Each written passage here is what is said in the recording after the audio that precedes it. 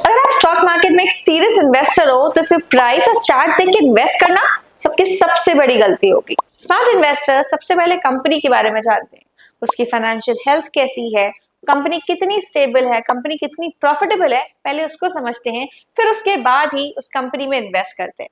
Trading और investing दो अलग चीजें हैं और इसीलिए हमें एक डीप डाउन एनालिसिस करने की जरूरत होती है जब भी हम स्टॉक्स में लॉन्ग टर्म इन्वेस्टमेंट करते हैं। आज हम जानेंगे कुछ टॉप 5 फाइनेंशियल रेशियोज के बारे में जो हमें हेल्प करता है किसी भी कंपनी को जानने में फाइनेंशियली, और ये बताता है कि कंपनी कितनी ज्यादा प्रॉफिटेबल है, कितनी ज्यादा फंडामेंटली हेल्दी है और कितनी ज्यादा स्टेबल है।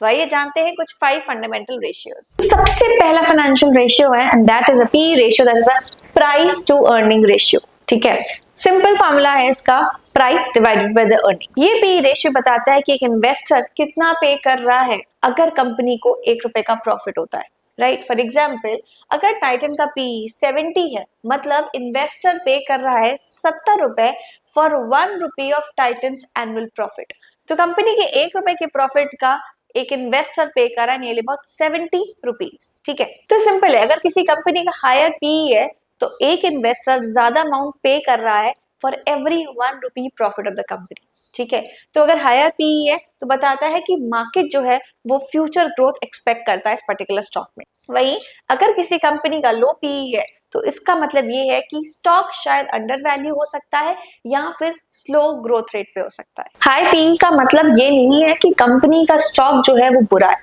इसका एक क्लियर मतलब है जब भी ग्रोथ फेज में कंपनीज होती है ना, उनका प्रीमियम डेफिनेटली हायर लेवल पे होता है। बात करते हैं सेकंड फंडामेंटल एस्पेक्ट की एंड दैट इज हमारा प्राइस टू बुक वैल्यू। इसका मतलब किसी भी एसेट की असली वैल्यू क्या है। ये रेशियो हमें कंप्लीटली बताता है कि किसी भी कंपनी की वैल्यू या किसी भी कंपनी का प्राइस उसके नेट एसेट से कितना ज्यादा है या फिर कितना कम है। तो यहाँ पे हम कंपेयर करते हैं कंपनी के मार्केट प्राइस को किससे, उसकी एक्चुअल नेटवर्थ से। नेटवर्थ क्या हो सकती है, या तो कंप्लीट एसेट्स हो सकते हैं या फिर टोटल एसेट्स में से टोटल लायबिलिटीज को अगर माइनस कर दे तो वो कंपनी की नेट एसेट्स हो जाते हैं। सपोज फॉर एग्जांपल किसी भी कंपनी का प्राइस टू बुक वैल्यू 0.8 है, इसका मतलब जो मार्केट है वो उस कंपनी की प्राइस को अभी ओवरऑल वैल्यू से कम वैल्यूएशन दे रहा है, मतलब अंडर वैल्यू बता रहा है। इसका एक सिंपल टेक अवे है, अगर किसी कंपनी का price to book value less than 1 है तो वो एक अंडर वैल्यूड कंपनी है।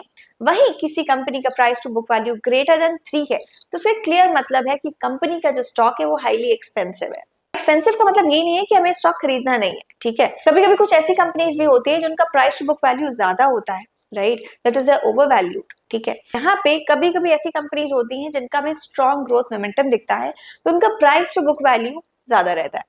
तो कभी भी किसी कंपनी का प्राइस टू बुक वैल्यू अगर लेस देन 1 है, दैट इज अंडर वैल्यूड, तो यहाँ पे हम बाइंग मोमेंटम देख सकते हैं। ठीक है, क्योंकि हमेशा प्राइसेस जो है अपने फेयर वैल्यू या फिर अपने इंट्रिंसिक वैल्यू पे ट्रेड करता है। तो सपोज ये इंट्रिंसिक वैल्यू हो गई और अगर स्टॉक का वैल्यू अंडर वैल्यूड है, मतलब अपने इंट्रिंसिक वैल्यू से नीचे ट्रेड कर रहा है। ठीक है, तो यहाँ पे एक फेयर चांस है कि स्टॉक में अपमूव देखने को मिलेगा। वहीं अगर price to book value intrinsic value से काफी ज्यादा ऊपर है तो फेयर चांसेस है कि हमें स्टॉक में सेलिंग देखने को मिल सकती है इन द शॉर्ट रन। अब बात करते हैं हमारे थर्ड रेशियो की। थर्ड रेशियो है डेट टू इक्विटी रेशियो। इसका एक सिंपल मतलब है कंपनी का रिस्क मीटर कितना है। ये भी बताता है कि एक कंपनी कितना ज्यादा डिपेंड करती है बोरोड फंड से rather than its own funds. मतलब इसका क्लियर मतलब है कि कंपनी लोन पे ज्यादा डिपेंड कर रही है या अपने पर्सनल फंड्स पे। तो अगर किसी कंपनी का debt to equity ratio less than 1 है तो वो कंपनी सेफ है, सिक्योर है, मतलब उसके जो बोरोड फंड्स है वो कम है as compare to the own funds. ठीक है, वही अगर किसी कंपनी का debt to equity ratio greater than 2 है तो मतलब वहां पे जो बोरोड फंड्स है वो ज्यादा है as compare to the own funds. ठीक है, तो यहाँ पे रिस्की होगा उस कंपनी में इन्वेस्ट करना जिसका debt to equity ratio high है। फॉर एग्जांपल अगर किसी कंपनी का डेट टू इक्विटी रेशियो 0.5 है तो मतलब ये है कि कंपनी 0.5 रुपीज पे कर रही है for every 1 rupee that it owns. ठीक है, तो यहाँ पे एक फेयर वैल्यू है, कंपनी सेफ है, सिक्योर है, आप इसमें इन्वेस्ट जरूर कर सकते हैं। अब बात करते हैं नेक्स्ट फैक्टर की। नेक्स्ट फैक्टर है हमारा ROE, that is return on equity, मतलब प्रॉफिटेबिलिटी का रिपोर्ट कार्ड। जैसे हमें स्कूल में रिपोर्ट कार्ड्स मिलते थे ना हमारी परफॉर्मेंस के बेसिस पे, वैसे ही कंपनी की परफॉर्मेंस के बेसिस पे भी हमें रिपोर्ट कार्ड जनरेट होता है and that is the ROE, that is return on equity. इसका एक सिंपल मतलब है कि कंपनी अपने शेयर होल्डर्स के पैसों से कितना ज्यादा कमा रही है, फिर अपनी इक्विटी से कितना ज्यादा कमा रही है। अगर किसी कंपनी का आरओई हाई है, मतलब ग्रेटर देन 10 to 15% है, तो कंपनी काफी ज्यादा एफिशिएंट है। फॉर एग्जाम्पल अगर किसी कंपनी का ROE हाई है, ऐसा क्लियर मतलब है कि कंपनी अपने शेयर होल्डर्स के फंड्स को एफिशिएंटली यूटिलाइज कर पा रही है। वही अगर किसी कंपनी का ROE लेस देन 10 है, ठीक है, तो वहां पे कंपनी अपने शेयर होल्डर्स के फंड्स को या फिर अपनी इक्विटी को प्रॉपर्ली यूटिलाइज नहीं कर पा रही है। तो फॉर एग्जाम्पल अगर किसी कंपनी का ROE 20% है, सिंपल मतलब है कि कंपनी 20 रुपए अर्न कर रही है अगर एक इन्वेस्टर 100 रुपए इन्वेस्ट कर रहा है तो, राइट। तो higher ROE better for the company, strong results. और यहाँ पे अगर ROE कम है, लेस देन 10% है, तो वहां पे वीकर रिटर्न्स मिलेंगे। तो कंपनी अपने शेयर होल्डर्स के फंड्स को सही तरीके से एफिशिएंटली यूटिलाइज नहीं कर पा रही है। द लास्ट रेशियो हमें समझना है, that is the ROCE, that is a return on capital employed.